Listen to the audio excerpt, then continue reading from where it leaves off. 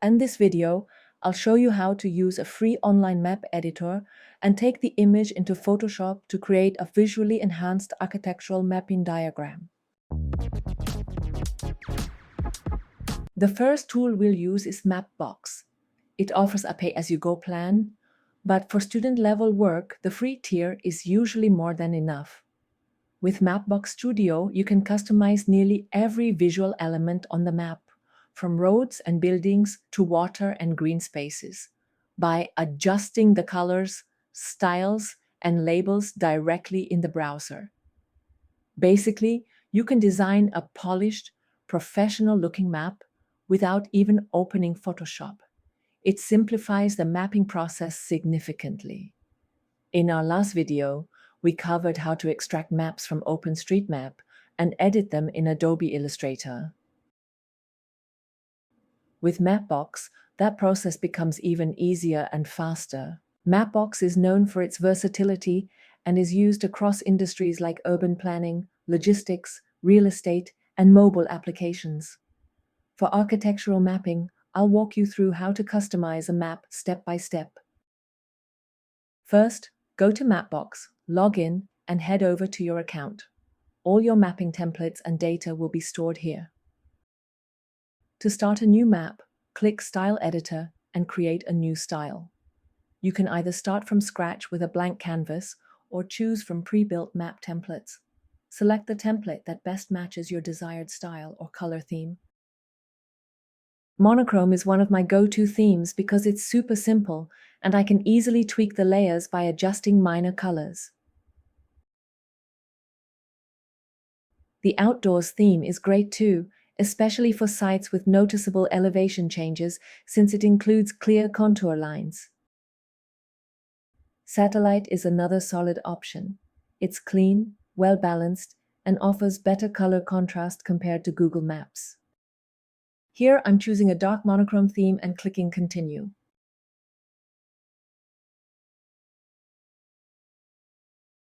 I'll use the same site as before in Boston from OpenStreetMap. For this map, I'm focusing on highlighting the green spaces and water systems in Boston, inspired by the emerald necklace designed by landscape architect Frederick Law Olmsted. To change the color of any property layer, simply click on it in the map and select the layer you want to edit, like water for example, then adjust the color to your preference. Next, I'll change the landscape color. Left-click on the landscape layer in the map, select it, and adjust the color. I like to zoom out to check if the colors still work at different scales. Mapbox is great for creating a series of mapping diagrams because it keeps the color theme consistent across all scales. I'll also change the road network color to match the overall theme. Mapbox even allows users to adjust layer colors based on the zoom range, so you can choose which layers appear or change at different zoom levels. Normally, we avoid having text on the map, so to hide it, just click on any text area, find its corresponding layer, and click Hide Component. Since the text belongs to different layers, you'll need to hide each one individually. This keeps the map clean and focused on the main features.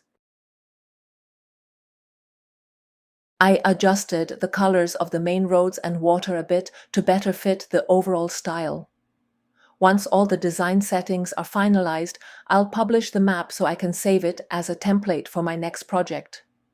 This way, I can maintain consistency across different mapping diagrams. Next, I'll export the current view as a PNG image. To do this, click Print on the top menu and adjust the image size as needed. Unlike OpenStreetMap, Mapbox doesn't allow exporting SVG files with editable layers, so we have to finalize all the layer colors and settings here before exporting.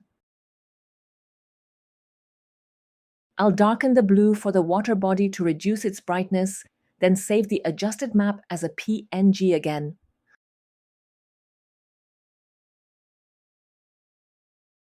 Now I'll create a mapping diagram similar to what we previously made using OpenStreetMap and Illustrator. Let's see how this version turns out. I'll work on layering and styling to match the previous diagram's look. That color adjustment sounds like a great way to make the map more readable and visually balanced. Shifting the land to white, roads to gray, and landscape to lighter green will give a softer, more approachable look.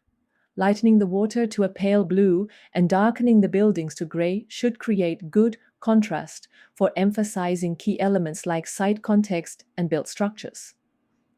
Once you've zoomed in and applied these changes, the mapping diagram will have a clean and clear aesthetic that's perfect for analysis.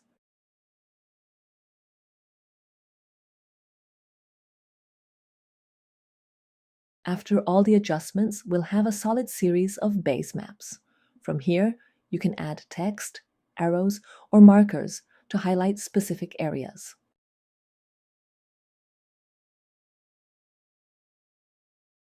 If you're looking for a completely free map editor, you'll want to check out the next two online tools. While it has fewer features than Mapbox, it's more than enough for creating personalized base maps. Click Explore Styles in the top menu, and you'll see tons of pre-made maps contributed by others. Find one you like, then click it to start editing. The website's interface is super straightforward. You can see the map code right away and edit it directly to customize the map. You can also download the map image, adjust the aspect ratio, and choose the resolution. You can find the full step-by-step editing process in our Mastering Mapping Techniques for Architectural Site Analysis course, where we guide you through every stage, from extracting map data to creating professional-level visual mapping diagrams. This lecture covers the entire workflow, from extracting data from open map sources to transforming it into visual mapping diagrams.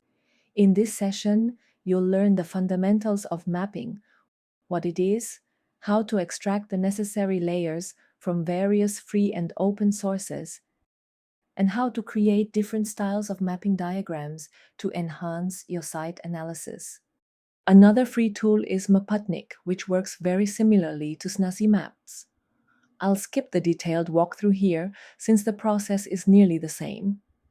Once you've learned how to edit the map and clean up the layers using these online map editors, we can move on to the next step: editing in Photoshop to create visually compelling architectural mapping diagrams. Use Map tool to export colored map. Export the view again.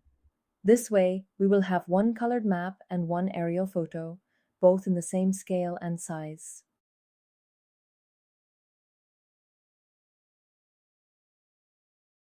Drag both images into Photoshop and ensure the canvas is cropped to the same size. Then, rasterize both layers to prepare them for further editing. Just like we did with OpenStreetMap in Illustrator, the first step here is to separate the layers for easier color editing later on. I recommend organizing elements like water, roads, land, and green spaces into separate layers. This gives you more control over the visuals and helps maintain a clean workflow.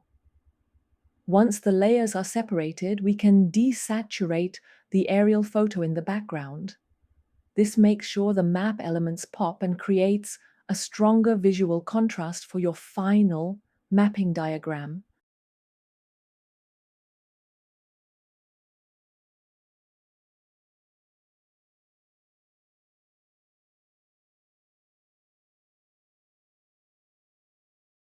To apply textures only to the water layer. First, duplicate the aerial photo layer and move it above the water layer in the Layers panel. Then, hover your mouse between the two layers while holding Alt or Option on Mac until you see a small downward arrow icon. Once it appears, left-click, and now the aerial photo is clipped to the water layer, meaning its texture applies only to the water areas. To make this clearer, I'll create a new layer and add a green square on top. Then, I'll apply it to the water layer using the same clipping method. Now, you'll notice that no matter how I move the square, it always stays within the shape of the water, showing how clipping masks work to keep textures or colors confined to a specific layer. Now that we understand how to apply textures using masks, we can start adding a watercolor effect to the water area. First, create a new layer on top. Then, using a watercolor brush, paint natural dark blue strokes onto this new layer. This will create a more organic, hand-rendered look for the water while keeping it confined to the water shape. Due to the time limit of this YouTube video, I've skipped some parts of the process. But if you'd like to follow the full step-by-step workflow, you can find it all in my mapping course. Just click the link below.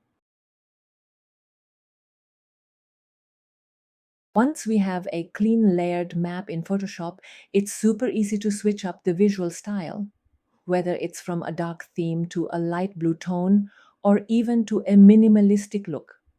Just adjust the colors and tweak a few elements on the map, and you're good to go. Hope you enjoyed this video. Feel free to drop a comment if you have any questions. I'd love to hear your thoughts or help out.